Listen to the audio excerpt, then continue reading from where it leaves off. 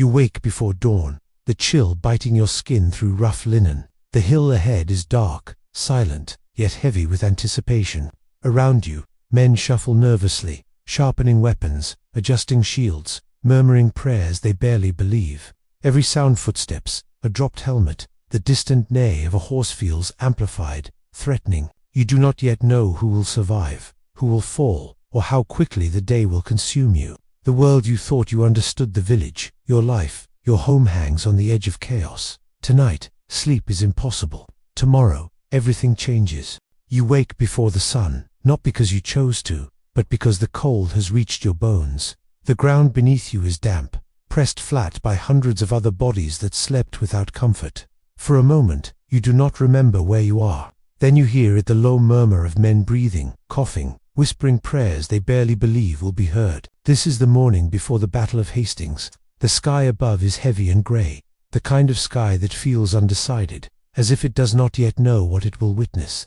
You sit up slowly, your legs ache, your hands are stiff. They smell of iron, sweat, and earth. Somewhere nearby, a man retches quietly. Another sharpens a blade with slow, deliberate strokes, the sound scraping against the silence. You are a soldier, not a hero, not a name that will be remembered. Just a man who woke up alive on a morning when thousands will not go to sleep again. Around you, the camp is beginning to stir. Cloaks are pulled tighter. Helmets are adjusted, then removed again because they feel too heavy. No one laughs. A few speak too loudly, as if sound itself might push fear away. You look down at what you are wearing. Wool rough against your skin, leather straps cracked from use. Your shield rests beside you, scarred, painted, chipped. You trace the edge with your thumb, feeling where old blows once landed. Somewhere beyond the low hill ahead lies the enemy. You have been told who they are. Normans, invaders, men who speak differently, pray differently, fight differently. But you also know this truth. They wake up the same way you do, cold, afraid, alive. A horn sounds in the distance. Not a command, just a reminder. The day is moving forward, whether you are ready or not. You stand. The ground is uneven, churned by boots and hooves. The smell of smoke hangs in the air from fires that burned through the night. Someone hands you a piece of bread. You chew without tasting it. Hunger feels distant now, like something from another life. Men gather into loose groups. Some check their weapons again and again, as if repetition might guarantee survival. Others stare toward the horizon, eyes unfocused, imagining what waits beyond it. You hear the name Harold spoken softly. King Harold, your king. The man who stands between this land and the end of everything familiar. You saw him yesterday, riding along the line, face drawn tight with exhaustion. He has marched his army hard, fighting one battle already, rushing south without rest. You do not say this out loud, but everyone knows it. You are tired. The army is tired. England is tired. The wind moves through the grass on the hill where you will stand. It is called Senlac Hill, though it does not feel important now. It feels like any other stretch of land until you realize how many bodies it will soon hold. You think of home, not in detail, just a feeling, a hearth, a voice, a place where your name is spoken without shouting. You push the thought away. It is dangerous. A captain walks past, barking orders that blur together. Form the shield wall. Hold the line, do not break. The words feel heavy, ancient, like they have been spoken by men who died long ago. You lift your shield. It feels heavier now. Someone beside you mutters a prayer. Another spits on the ground. A third laughs suddenly, sharply, then goes quiet when no one joins him. The sun rises slowly, reluctantly, as if even it hesitates to watch. From the ridge, you can finally see them. The Norman army stretches across the land below. Banners flutter. Horses shift and snort. You can hear them now, metal clinking, voices carrying on the wind. They look organized, confident, prepared. Your heart begins to beat differently. Slower, heavier, each pulse echoing in your ears. This is the moment history will remember. But standing here, you do not feel like history. You feel like a body. A fragile thing wrapped in wool and iron, asked to hold a line against fate itself. The command comes. Shields up. You raise yours, pressing it against the one beside you. Wood touches wood. Leather straps tighten around your arm. The wall forms, imperfect but determined. The ground trembles faintly, not yet from horses. From fear, you take one last breath of cold air. It fills your chest, sharp and real. You do not know what will happen in the next hour. You only know that this moment, this quiet, before movement is already slipping away. The world holds still. And then, far below, a horn answers the dawn. The wind bit hard that October morning, whipping across Senlac Hill. My name is Lefwine, and I'm just a farmer from Sussex. But today, I was a soldier in King Harold's army.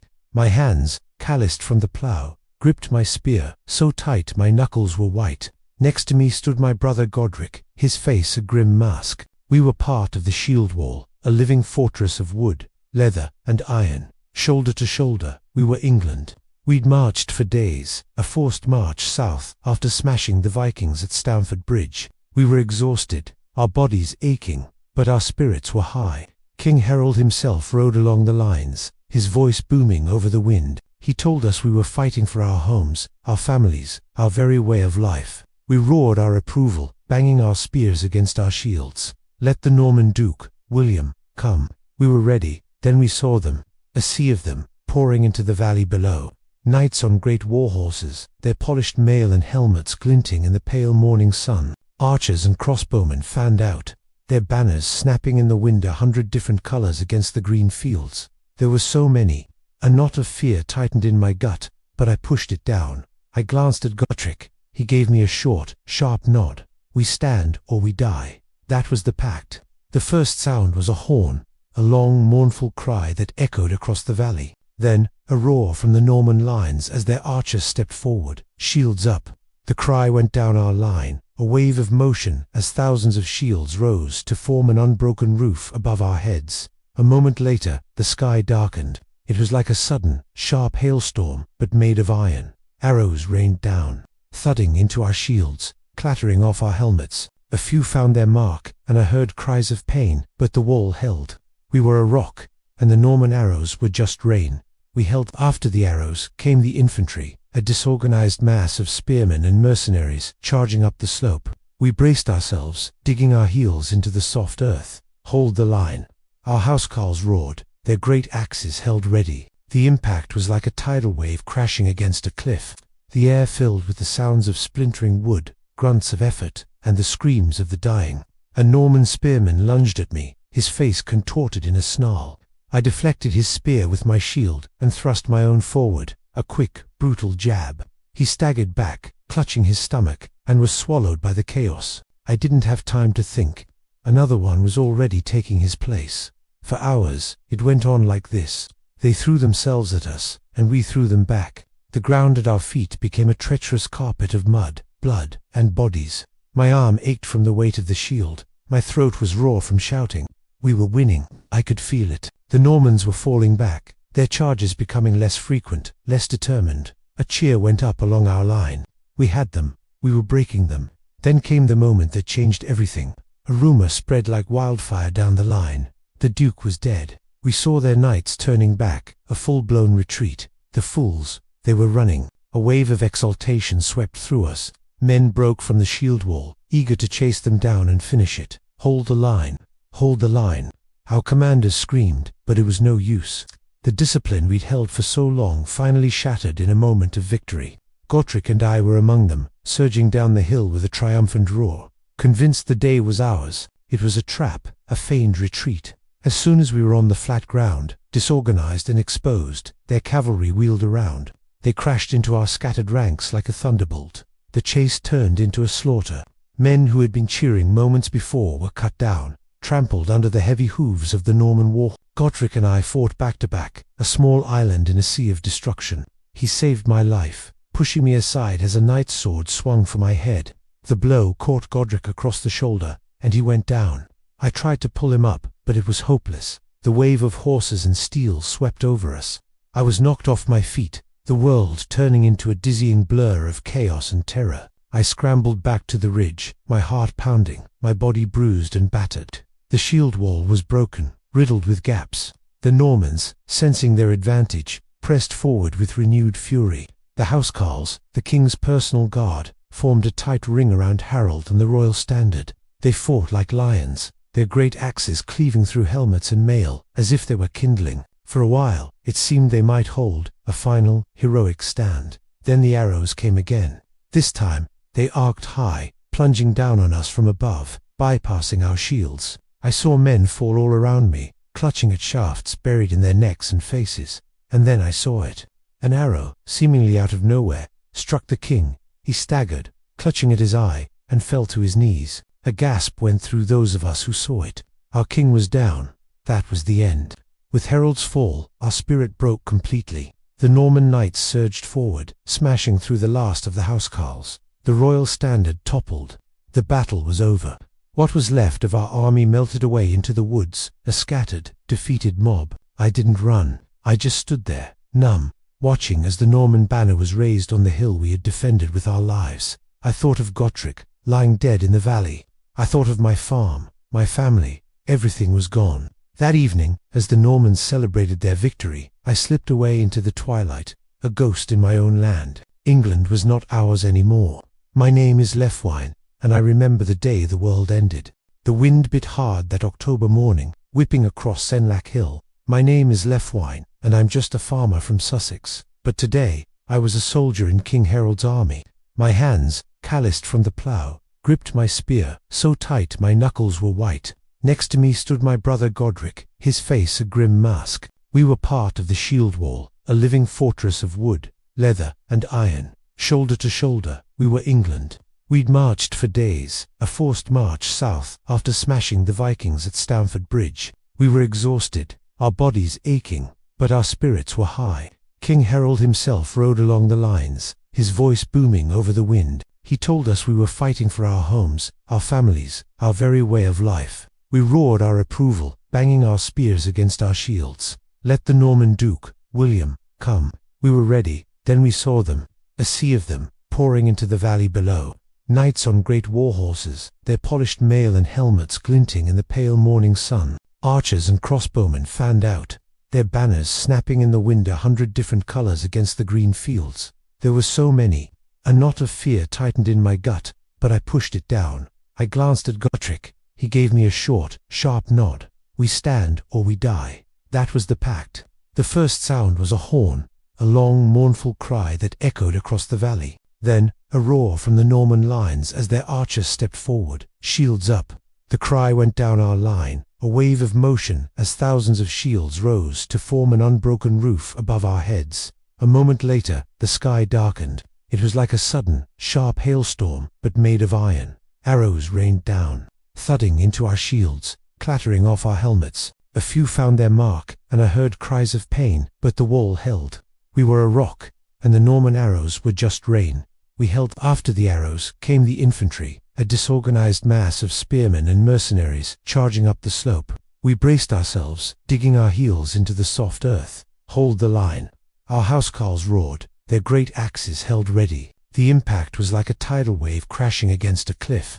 The air filled with the sounds of splintering wood, grunts of effort, and the screams of the dying. A Norman spearman lunged at me, his face contorted in a snarl. I deflected his spear with my shield and thrust my own forward, a quick, brutal jab. He staggered back, clutching his stomach, and was swallowed by the chaos. I didn't have time to think. Another one was already taking his place. For hours, it went on like this. They threw themselves at us, and we threw them back. The ground at our feet became a treacherous carpet of mud, blood, and bodies. My arm ached from the weight of the shield. My throat was raw from shouting. We were winning. I could feel it. The Normans were falling back, their charges becoming less frequent, less determined. A cheer went up along our line. We had them. We were breaking them. Then came the moment that changed everything.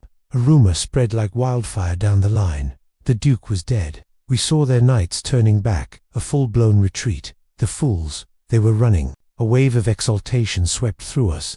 Men broke from the shield wall, eager to chase them down and finish it. Hold the line. Hold the line. Our commanders screamed, but it was no use. The discipline we'd held for so long finally shattered in a moment of victory. Gottrick and I were among them, surging down the hill with a triumphant roar. Convinced the day was ours, it was a trap, a feigned retreat. As soon as we were on the flat ground, disorganized and exposed, their cavalry wheeled around. They crashed into our scattered ranks like a thunderbolt. The chase turned into a slaughter. Men who had been cheering moments before were cut down, trampled under the heavy hooves of the Norman war. Gottrick and I fought back to back, a small island in a sea of destruction. He saved my life, pushing me aside as a knight's sword swung for my head. The blow caught Godric across the shoulder, and he went down. I tried to pull him up, but it was hopeless. The wave of horses and steel swept over us. I was knocked off my feet, the world turning into a dizzying blur of chaos and terror. I scrambled back to the ridge, my heart pounding, my body bruised and battered. The shield wall was broken, riddled with gaps. The Normans, sensing their advantage, pressed forward with renewed fury. The housecarls, the king's personal guard, formed a tight ring around Harold and the royal standard. They fought like lions, their great axes cleaving through helmets and mail, as if they were kindling. For a while, it seemed they might hold a final, heroic stand. Then the arrows came again. This time, they arced high, plunging down on us from above, bypassing our shields. I saw men fall all around me, clutching at shafts buried in their necks and faces. And then I saw it. An arrow, seemingly out of nowhere, struck the king. He staggered, clutching at his eye, and fell to his knees. A gasp went through those of us who saw it. Our king was down. That was the end. With Harold's fall, our spirit broke completely. The Norman knights surged forward, smashing through the last of the housecarls. The royal standard toppled. The battle was over. What was left of our army melted away into the woods, a scattered, defeated mob. I didn't run. I just stood there, numb, watching as the Norman banner was raised on the hill we had defended with our lives. I thought of Godric, lying dead in the valley. I thought of my farm, my family. Everything was gone. That evening, as the Normans celebrated their victory, I slipped away into the twilight, a ghost in my own land. England was not ours anymore. My name is Lefwine, and I remember the day the world ended. The line does not shatter all at once. It bends first. You feel it in the subtle shifts, the way shields no longer meet perfectly edge to edge, the way gaps appear and are closed a heartbeat too late. Men are slower now. Reactions lag. Orders no longer travel clearly along the ridge. Each section of the hill is fighting its own small war. The Norman horns sound again, deeper this time, longer. Not a signal of retreat, not yet. It is a call to gather what strength remains and push it all forward. Below you, the enemy moves differently now. Their infantry advances steadily, shields raised, while mounted knights circle wider, waiting. Archers step forward with purpose, planting their feet, knocking arrows in practiced rhythm. This time, the arrows come higher. You look up instinctively, even though you know better. The sky seems filled with them dark lines, crossing pale clouds, rising, slowing, then falling. Shields lift unevenly. Some men duck. Others hesitate, unsure which direction the danger will come from. The first arrows land. A shield takes one cleanly. Another glances off a helmet with a ringing crack. A third finds flesh. A man cries out, then drops to his knees, hands clawing at his shoulder. No one can help him. The line tightens around the empty space he leaves. More arrows fall. You crouch slightly, bracing, shield raised, heart pounding. One strikes the ground inches from your foot, burying itself deep in the churned earth. You do not pull it free. You step over it and hold your ground. The infantry hits immediately after. The clash is heavier than before. Norman shields slam into yours with coordinated force, not probing, not testing. This is a push meant to move you, to force you backward even a step. You lean into it, legs shaking, breath bursting from your lungs in short, sharp bursts. Someone beside you falls, not forward, backward. For a moment, there is a gap where his shield should be. You lunge instinctively, covering it with your own. Another man steps in from behind, taking the fallen one's place. You do not look down. You already know what you would see. The cavalry comes in again, not straight at the wall but along the edges, where the slope is less steep, where tired men have drifted, where the line is thinner. Horses surge upward, hooves slipping, riders shouting as they strike with spears and swords, testing for weakness. You hear shouting to your right, not orders, panic. A section of the line is giving way, not breaking entirely, but sagging, pulled downhill by pressure and fear. Men there are fighting, but not together anymore. Each is reacting alone. You cannot reach them. You can only hold where you are. The noise becomes overwhelming, metal on metal. Men screaming names of friends, of saints, of mothers. The horns sound again, shorter now, urgent. Then a shout rises above the rest. The king is dead. It moves like fire. You do not know who says it first. You do not know if it is true. But it does not matter. The words land and spread, leaping from mouth to mouth, from ear to ear, finding every crack exhaustion has opened. You feel something inside you loosen. Not courage, hope. If Harold is truly gone, what are you holding for? You tighten your grip on your spear anyway. Habit holds you when belief wavers. Another arrow storm falls. Closer now. You hear a sharp impact behind you, followed by a wet sound. Someone collapses without a cry. Others glance back, then forward again, as if afraid to confirm what they already know. The Norman infantry presses harder. They are shouting now not in rage, but in confidence. They feel the shift. They smell it. They sense that the hill is no longer untouchable. A mounted knight breaks through near the center, his horse forcing a narrow gap open before it can be closed. He strikes wildly, cutting at helmets, shields, faces. Men surge toward him, pulling him down, killing him in a flurry of blows. But the gap remains, for just a moment, and moments are everything now. Another cavalry group follows, then another, not a full charge, controlled, deliberate, exploiting the opening. The shield wall tries to reform, but bodies are tired. Spacing is wrong. Commands are lost in the noise. You are pushed sideways. Not far, just enough to break alignment. Your foot slips in the mud. You recover, but the man beside you does not. He goes down hard, dragging another with him. The space widens again. A Norman foot soldier lurches through, face twisted with effort and fear. You strike him, feeling the dull impact as your spear meets his chest. He falls back, disappears under boots, but more are coming. The hill no longer feels like an ally. It feels like a trap. Men behind you begin to move, not running yet, but shifting backward, step by cautious step. Each step feels reasonable on its own. Together, they form retreat. You want to shout, to tell them to stop. Your throat will not obey. Another cry rises, this one sharper, unmistakable. Harold has fallen. You see it now. Not the body, not clearly, but the collapse at the center, the banner down. Men fighting desperately around a single point, then being pushed back, overwhelmed. Something breaks, not loudly, quietly. The shield wall dissolves into clusters, then pairs, then individuals. Discipline drains away, replaced by instinct. Survive. You find yourself stepping backward, shield raised, spear shaking in your grip. The ground slopes more steeply now. It is harder to keep balance, harder to see who is beside you, who is gone. Norman knights press forward, no longer cautious. They shout triumphantly, riding down fleeing men, cutting them apart as they try to escape downhill. You turn and run, not because you are a coward, because the battle is over.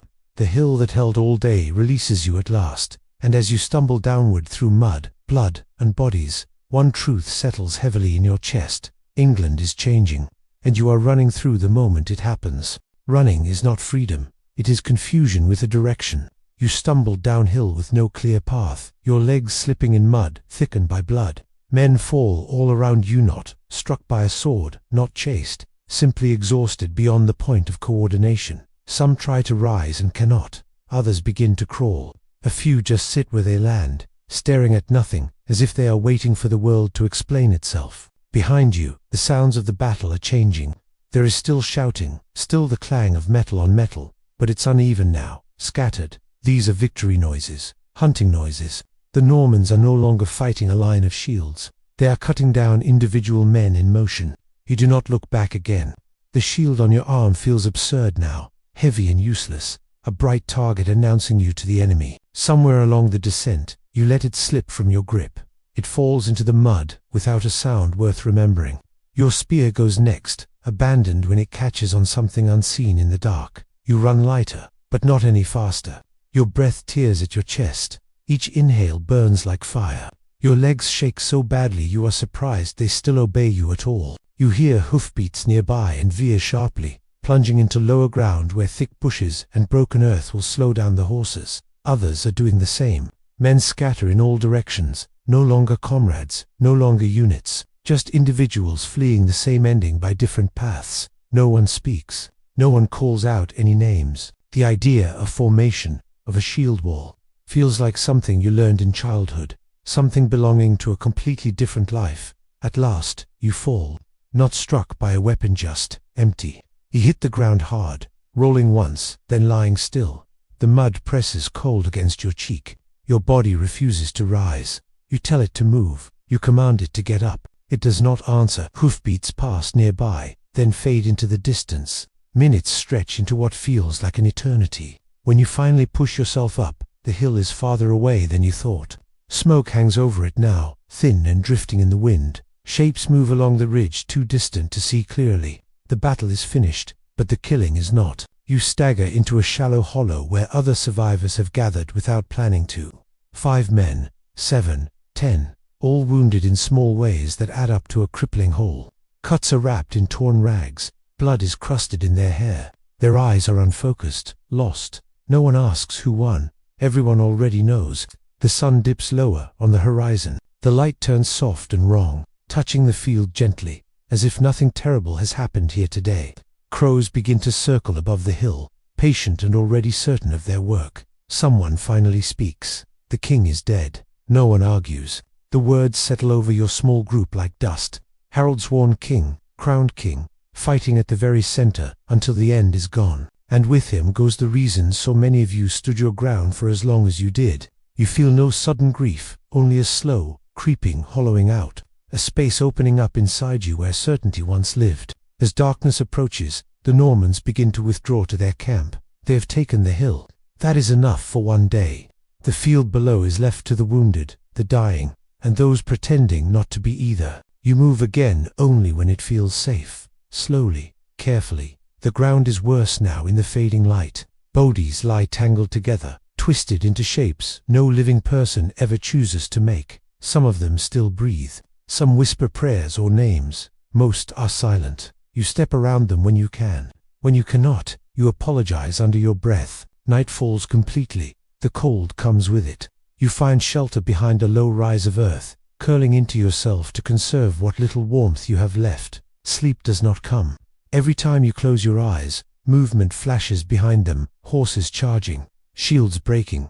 The exact moment the line gave way, so you listen instead. Moans carry across the field, thin and distant. Occasionally, a cry sharpens, then fades away. Somewhere, someone is praying aloud. Somewhere else, someone is laughing softly, unhinged by shock and pain. At dawn, the field reveals itself fully. Mist clings low to the ground, drifting among the dead. The hill stands quiet now, Norman banners planted firmly at its crown. Their soldiers move methodically across the battlefield, searching bodies, finishing those who still cling to breath, stripping armor and valuables from the fallen. You stay hidden. Survival now is just a matter of patience. Later, when it feels possible, you join others moving away from the field. No one knows where to go. Our homes lie to the north and west, but the roads are dangerous. The land belongs to new masters now, though the change is not yet written in any lonely in blood. As you walk, you pass villagers creeping toward the battlefield. They come with carts and sacks, their eyes downcast, drawn by grim necessity. They will bury some. They will strip others. Life will continue because it must. You do not stop. The further you get from that hill, the quieter it becomes. Birdsong returns hesitantly, as if it's testing whether the world is safe again. The sky remains clear. The weather does not mourn. By the time you reach familiar ground, exhaustion has completely replaced fear. Your body moves by memory alone. When you finally allow yourself to rest, it is not triumph or defeat you feel. It is smallness. The understanding that you stood inside something vast and were carried through it without any control. That history moved over you like the weather, and you survived, not because you were chosen but because chance allowed it. England will have new lords. New words will be spoken in its halls. New laws will be written slowly, painfully, over the course of years. But you will remember this day not as a turning point, not as a destiny fulfilled. You will remember it as weight, noise, mud, the feeling of breath burning in your chest, and the moment you realized the hill would not hold forever. Survival does not feel like victory. It feels like waking up somewhere unfamiliar and realizing no one is coming to explain what happens next. The days after the battle blur together. You move cautiously, avoiding main roads, listening more than speaking. Norman patrols pass through villages with confidence that feels unnatural so soon after the killing. Their armor is cleaner now. Their voices are lighter. They act like men who believe the land already belongs to them. Perhaps it does. When you reach your village, it is quieter than you remember. Doors are closed. Smoke rises thinly from only a few hearths. People watch you approach before recognizing you, as if afraid to hope too quickly. No one asks what happened on the hill. They already know in the way people know, disasters before words arrive. You are given water, bread, a place near the fire. That night, you sleep longer than you have since before the battle. When you wake, your body aches in unfamiliar ways, deep, heavy pains that seem to live inside the bones themselves. Your hands shake when you reach for food. You tell yourself it is hunger, or cold, or age. It is memory. Life resumes, but incorrectly. Fields still need tending. Animals still need feeding. But the rhythm feels broken, like a song missing half its notes. People speak softly, careful with names, careful with opinions. News travels slowly, carried by travelers who arrive tired and leave quickly. William is coming. That is what everyone says. Not marching coming, as if his arrival is inevitable. Like winter, weeks pass. Norman soldiers appear more frequently now, moving in groups, marking places, counting people. They demand food. They demand shelter. Sometimes they pay. Often they do not. Resistance is rare and brief. Everyone remembers the hill. You keep your head down. You are not a hero now. You are a man who lived. That must be enough. One afternoon, a Norman knight rides into the village with an interpreter. He announces new rules in a voice practiced for authority. Taxes, oaths, land measured and reassigned. The words are foreign, but their meaning is clear enough. Nothing is yours in the way it once was. Some men are taken to work on fortifications, wooden towers raised quickly, brutally, like wounds in the landscape. Castles, they are called. You help build one without being asked. Refusal would be noticed. The work is hard and endless. You lift earth, you drive stakes, you sweat beneath watchful eyes. The hill where you once stood now feels like a lifetime ago, but its lesson remains. Stand too long, and you break. Bend, and you might survive. At night, you sit with others around low fires. Stories are shared quietly, but not of Hastings. No one wants to return their inwards. Instead, you speak of weather, of crops, of how things were before. Children learn new words first. They repeat Norman names with strange accents, laughing. It unsettles you more than the soldiers. Language, you realize, is how conquest truly settles in. One evening, a Norman soldier sits across from you and shares bread. He is young, barely more than a boy. He asks, through gestures and broken words, if you fought in the battle. You hesitate, then nod. He looks at you differently after that, not with hatred, not with pride, with curiosity, as if you are a relic, something that belonged to a world already fading. He shows you a scar on his arm. You show him one of yours. No words are needed. Years pass. The castle becomes stone. Roads change. Names change. Some families leave. Others adapt. You marry, or do not. You farm, or you work where told. The days stack up quietly, one on another, until the battle feels less like yesterday and more like a story you tell only in your own head. But some nights, the memory returns sharply. The sound of arrows cutting air, the weight of the shield, the moment the line bent. You wake before dawn, heart racing, hands clenched. The house is silent. The world outside remains unchanged by your fear. You breathe until it passes. This is how survival continues, not by forgetting, but by learning when not to remember. One day, you hear William has been crowned king. The news arrives without ceremony, as if announcing the weather. No one reacts much. Acceptance has already taken root. England is different now. Not ruined, not ended, just altered. You stand in a field at sunset, watching shadows stretch across land that has seen Romans, Saxons, Danes, and now Normans. The soil does not care who owns it. It receives seed all the same. You kneel, pressing your hand into the earth. It is still England beneath it all. You were there when it changed. Not as a lord, not as a chronicler, but as a body in a line that held until it didn't. And that, you realize, is how history truly happens. Quietly, violently, and always through people who never expected to carry it. Time smooths the sharpest edges first. Years pass, then more years, and the battle becomes something spoken of only on certain nights, in certain tones. The younger ones ask about it sometimes, eyes bright with curiosity they do not yet understand. You answer simply. You describe the hill, the noise, the exhaustion. You do not describe the fear in detail. You leave that part out. Memory learns to protect itself. Your body changes in quiet ways. A knee stiffens in cold weather. Your grip weakens. Scars fade in color, but not in presence. They remain, not as wounds, but as reminders of how easily a life can be bent out of its intended shape. Norman rule becomes ordinary. Stone churches rise where wooden ones once stood. New laws settle into place. People complain about them the way they once complained about old ones. This too feels strange. How quickly resentment becomes routine. You learn fragments of the new language without meaning to. Market words, commands, numbers. You do not like the sound of them, but you use them anyway. Survival has its own grammar. Sometimes you travel, not far, just enough to see how wide the change has spread. Everywhere, castles.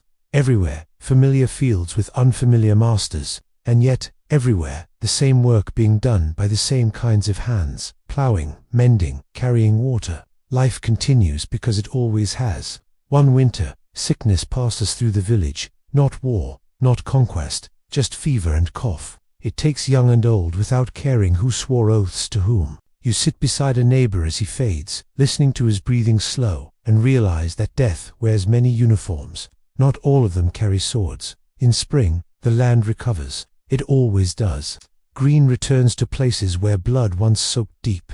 Children play where bodies lay. Sheep graze without hesitation. The hill near Hastings becomes just another rise in the distance to those who were not there. You visit it once, not deliberately. You are traveling with others, and the road bends near it. You stop at a distance, looking up at the slope. It looks smaller than you remember, less dramatic. The mind, you realize, enlarges the places where it almost ended. You do not climb it. There is no need. That evening, you sit by a fire and listen to a traveling singer tell a story of the battle. He speaks of kings and banners, of destiny and divine favor. He describes bravery that sounds clean and decisive. You listen without correcting him. It is not your story anymore. The truth lives somewhere else, now inside those who stood shoulder to shoulder. Inside bones buried beneath grass, inside silence. As you grow older, people stop asking if you fought. They assume it shows in the way you move, in the pauses before you speak, in the way loud noises make you flinch before you remember where you are. You do not mind the assumption. One evening, sitting outside as dusk settles, a child asks you if you were afraid that day. You think for a long time before answering. Yes, you say finally, but I stood anyway. The child nods, satisfied, as if this explains everything. Perhaps it does. The world keeps turning. William dies. His sons argue. Power shifts again, less violently this time, but no less firmly. History keeps stacking itself, layer upon layer, until the battle becomes a foundation rather than a memory. You feel yourself thinning, not weakening, just fading slightly at the edges, like a shadow at noon. Days pass more quickly now. Seasons blend together. You wake some mornings unsure what you plan to do, and then you smile and do whatever needs doing. That is enough. On one quiet morning, you sit alone and realize you have not thought about the hill in a long time. The absence surprises you, then comforts you. You understand then that survival is not just about living through something terrible. It is about allowing it to loosen its grip, little by little, until it no longer defines the shape of your days. When death eventually comes, it does not arrive like battle. It comes like rest, like setting down a burden carried longer than you knew. You are not remembered in songs. No one carves your name in stone, but the land remembers you in its own way, in the furrows you helped cut, in the walls you helped raise, in the quiet endurance passed down through lives you will never meet. You were there when England changed, and then you lived. That is your legacy. The wind off the coast still carries the scent of salt and iron, just as it did all those years ago.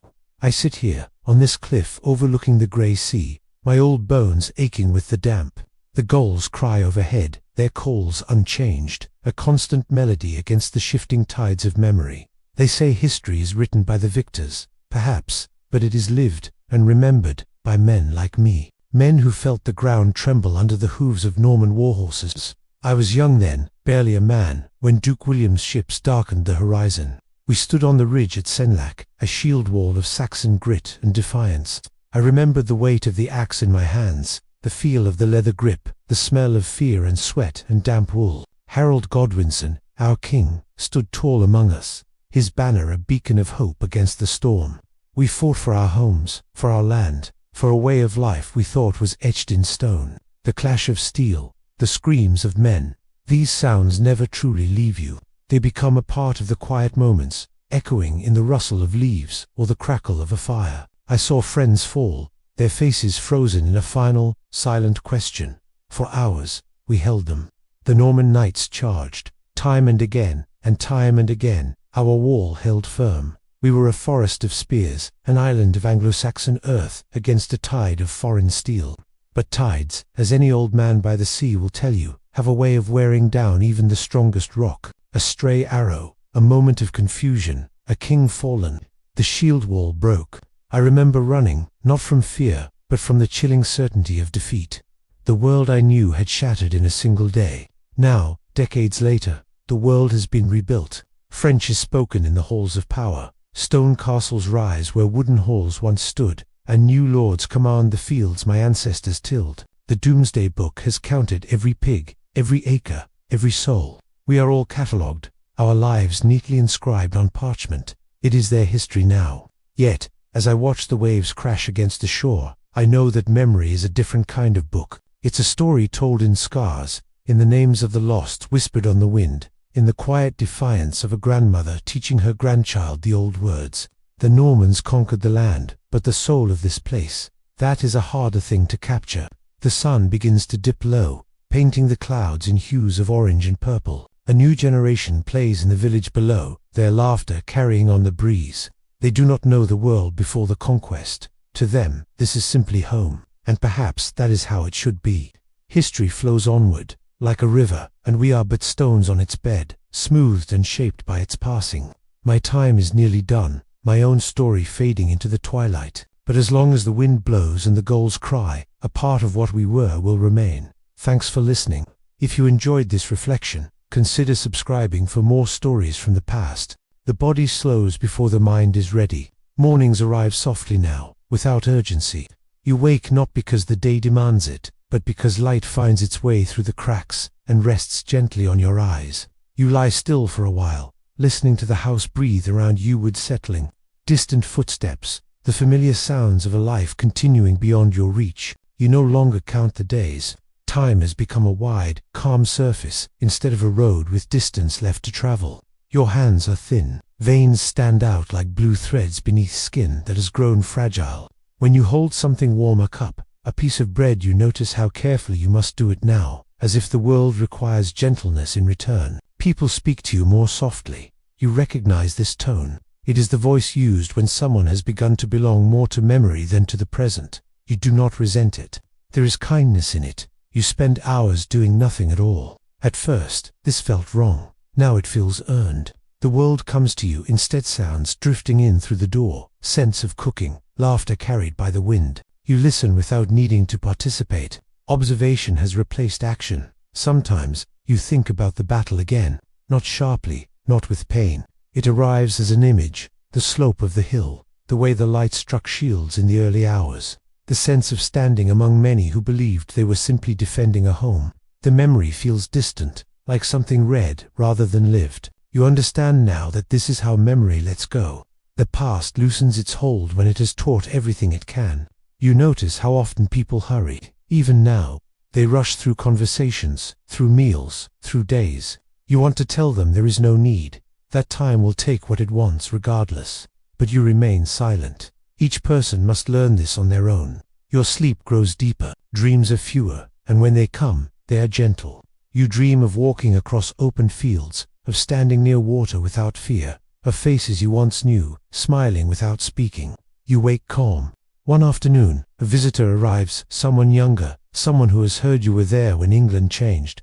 They ask careful questions, respectful, curious. You answer briefly, yes, you were there, yes, it was loud, yes, people died. You do not elaborate. The visitor leaves with a look of disappointment, as if expecting revelation. You do not mind. Truth does not always satisfy expectation. As evening falls, you sit near the doorway and watch the sky darken. Clouds move slowly, unconcerned with the stories below them. The air cools. You pull your cloak tighter around yourself. You think, not for the first time, how strange it is that such enormous moments pass through ordinary bodies, that you once stood in a place that scholars will write about, that kings will be judged by, and yet you end here, watching the light fade. This thought no longer troubles you. It comforts you. Greatness, you realize, was never the point. Continuity was. You listened to the sounds of life. Nearby, someone chopping wood, someone calling a name, footsteps moving across familiar ground. These sounds have replaced battle cries. They are better. When night comes, you feel tired in a different way. not drained, finished. You lie down easily. Breathing feels slower, deeper. Each breath seems complete on its own, no longer part of an effort. You think briefly of the hill one last time, not with sorrow, with gratitude. It taught you what could be endured. It showed you how fragile certainty is. It carried you from one world into another, and then you let it go. Sleep comes quietly. It is not dramatic. It is simply there. As you drift, the noise of the world softens until it becomes a distant hum, then nothing at all. The story does not end with a final thought or a last word. It fades, and in that fading, there is peace. The final morning arrives quietly, as though the world itself has paused in respect. Light drifts through the cracks in the walls, pale and gentle, settling on everything it touches. The air smells of dew and earth. Nothing moves with urgency. Nothing demands your attention. Even your body feels lighter, unburdened, almost distant, as if it is beginning to remember how it once was before the weight of years and battles pressed upon it. You lie still, breathing slowly, each inhalation a soft wave. Your thoughts drift without resistance. Flashes of the hill, the chaos, the shouting, the endless mud, but they feel less urgent now, less sharp. They are fragments, memories softened, like old wood smoothed by time. The fear, the noise, the clamor of life or death, they have all faded. Only the understanding remains. You endured. Outside, the world continues. Birds call. A distant voice carries through the air. A tree sways gently in the wind. The rhythms of life move on, unconcerned and patient. You do not reach for them. You do not need to. They are no longer a part of you, not in the way they once demanded your attention, your survival. You think of the hill one last time, not as a battlefield, not as a place of terror, but as a marker of endurance. The slope seems softer in memory, the sun calmer. You walk it in thought, shieldless, spearless, unafraid. Men who stood beside you drift past in vision, faces blurred, voices quiet, all part of a shared weight you once carried and are now ready to release. The years stretch behind you like a vast, slow river. The village, the fields, the work you did to survive. The quiet days of rebuilding, they fill every moment, not with drama, but with persistence. You have lived through history's loudest hours, and yet it is the small, ordinary ones that endure in memory. Even as history forgets your name, your body softens. Limbs no longer respond with urgency, only with ease. Breaths come full and deep. Sleep draws near without insistence, wrapping around you like a calm river. You do not fight it. You do not reach. There is no final thought, no regret, no unfinished business. The world has moved forward without you needing to command it. You are simply part of its flow. Outside, the day unfolds. Children laugh. Animals move through the grass. The wind shifts the clouds. Life continues without interruption. The hill remains, green and unbroken, a quiet witness to what has passed. History moves over the landscape like water over stone, shaping it slowly, relentlessly, indifferent to those who endured to see it. Your breathing slows further. Each exhale feels complete, as if the body is saying, finally, enough. The long holding is finished. The endurance, the fear, the courage, the waiting, all of it falls away. You are free from time's demands, from expectation, from memory's weight. You rest fully, completely, as if folding into the earth itself. The final breath leaves softly. There is no struggle. There is no announcement. Silence follows, not empty, but full, carrying every sound, every shadow, every fragment of a life lived and endured. The body is still. The mind is calm. The story has ended. The hill and the land continue. Seasons turn. Normans and Saxons, kings and peasants, all pass through the same soil. History records what it chooses: battles, rulers, victories, but not you. And yet, without the countless bodies, hands, and hearts like yours, the outcome would have been slightly different. That quiet shaping is invisible, yet it exists, woven into the texture of the world. And now, with nothing left to hold, nothing left to carry, nothing left to remember, you rest, peaceful, complete. The hill remains, the land breathes, and the day continues. Indifferent, calm, eternal. You are gone, and that is enough.